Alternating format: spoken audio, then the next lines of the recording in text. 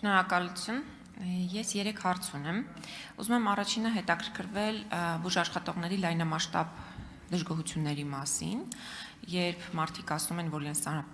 ծանրաբեռնվածությունը էականորեն ավելացել է առողջապահության ապահովագրական հիմնադրամի գործունեության արդյունքում, բայց նրանց աշխատավարձի վճարումները 2-3 անգամով պակասել են։ Ինչ գնահատական եք դուք տալիս առողջապահության նախարարության այն հրապարակային դիրքորոշումներին, որ ովքեր կասկածի տակ են դնում բուժաշխատողների դժգոհությունների լեգիտիմությունը եւ ոլորտի ներկայացուցիչների իրենց անունից խոսելու իրավունքը։ Եվ ուզում եմ, որ ազգային ժողովի ամբիոնից խոստանաք ինչ եք անելու բուժաշխատողների իրավունքների վերականգնման ուղղությամբ, ովքեր որ պատժվում են խոսելու համար կամ կարծիք արտահայտելու համար, եւ աշխատավարձերի իրավաչափության մասով ինչ համակարգային քայլեր եք նախաձեռնելու, որպես տեսլական։ Սա առաջին մասը։ Երկրորդը դուք ասացիք, որ մարզային հիվանդանոցները քանդված վիճակում են եւ հիմա արդեն իրական Հայաստանում ամեն ինչ արտակարգ է։ Ես ուզում եմ ձեզ հիշեցնել, որ մոտավորապես 7 տարի ես այստեղ այս դահլիճում խոսում եմ Վարդենիսի հիվանդանոցի մասին։ Եվ 7 տարվա ընթացքում մենք տեղաշարժ չունենք։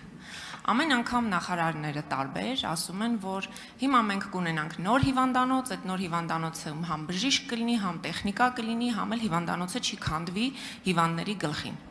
Բայց ոչ հիվանդանոցն է կառուցվում, ոչ այդ մրցույթն է հայտարարվում եւ ամենակարևորը հիվանդանոցի կառուցումը նաեւ ենթադրում է դիահերձարանի կառուցում, իսկ մենք չունենք դիահերձարան ամբողջ տարածաշրջանում եւ նախորդ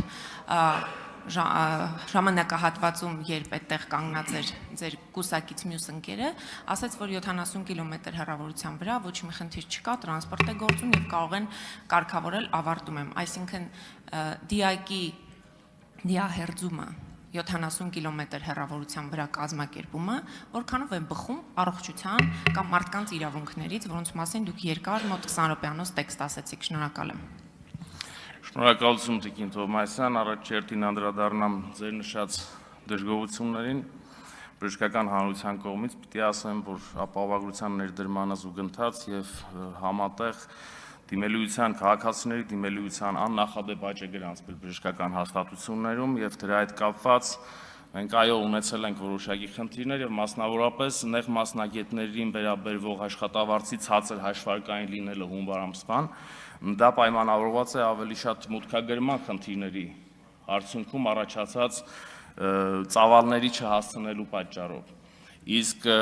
նաև նախարարը վերջերս հայտարարեց, որ փետրվար ամսին այն բոլոր խնդիրները, որոնք առաջացել էին հունվարին, կարող են վերահաշվարկվել եւ նաև հետադարձ վճարվել փետրվար ամսին հունվարի համար։ Եվ այս առումով կարծում եմ, որ կանոնակարգվի ընթացս, որովհետև ապահովագրության համակարգի նոր ներդրման հետ ես արդեն ասացի, որ որոշ խնդիրներ իհարկե ի հայտ կգան։ Եվ սա այդ խնդիրներից մեկն է, որը որ արդեն մեծամասամբ լուծվել է եւ տեխնիկական առումով արդեն եւ բժշկական հանրությունը եւ ծրագրային փոփոխությունները թույլ են տալիս ավելի սահուն կազմակերպել այդ նշված հարցերը, որպեսզի ծավալային առումով ոչինչ դուրս չմնա համակարգից։ Ինչ վերաբերվում է նախկինում եղած մեր ունեցած բուժհաստատություններին, ես նորից պնդում եմ, որ այո, մարզային բուժհաստատությունների որոշակի վիճակներ եւ ծառայությունների բացակայություն ինչ-որ դեպքերում ծառայությունների գործունեություն, բայց տեխնիկական խնդիրներ այո եղել են։ Եվ այսօր գաղտնիք չի, որ մենք ինչ ենք անում, վերազինում ենք եւ վերանորոգում ենք եւ հիմնանորոգում ենք բավականին շատ բժշկական հաստատություններ ամբողջ Հայաստանի Հանրապետության տարածքում։ Ինչ վերաբերում է Վարդենիսի ձեր ասած խնդրին, ես գիտեմ, որ այնտեղ բժշկական արդեն կոմպլեքսը կառուցվում է եւ նրանքից նաեւ գործելու լիցենզավորված պատշաճ նորմերին համապատասխան դիահերձարան։ Շնորհակալություն։ Արձագանք։ Շնորհակալություն։ Եթե կարելի է, եթե տիրապետում եք տեղեկությանը, խնդրում եմ ասեք, որտեղ է կառուցվում այդ նոր հիվանդանոցային կոմպլեքսը, երբ է նախատեսվում ավարտը, ես ուզում եմ գնալ ու տեսնել իսկապես որտեղ է կառուցվում, որտեղ դրա մասին ոչինչ հայտնի չէ։ Սա առաջին, եւ երկրորդ, ինձ հետաքրքիր է այնուամենայնիվ, դուք տեղյակ եք Հռիփսիմե Հունանյանը ինչու հրաժարական տվեց եւ ինչ երաշխիք ունեք, որ ձեր հետ նույնը չի կատարվելու ընտրվելուց հետո։ Շնորհակալ եմ։ շինարարական մանրամասնությունների չեմ տիրապետում, իսկ ինչ վերաբերում է Տիկին Հունանյանի հրաժարականին, ես կարծում եմ, որ Տիկին Հունանյանը հենց ինքը շատ պատշաճ կերպով մեկնաբանել է ժամանակին եւ դրան ավելացնելու ոչինչ չունեմ, շնորհակալ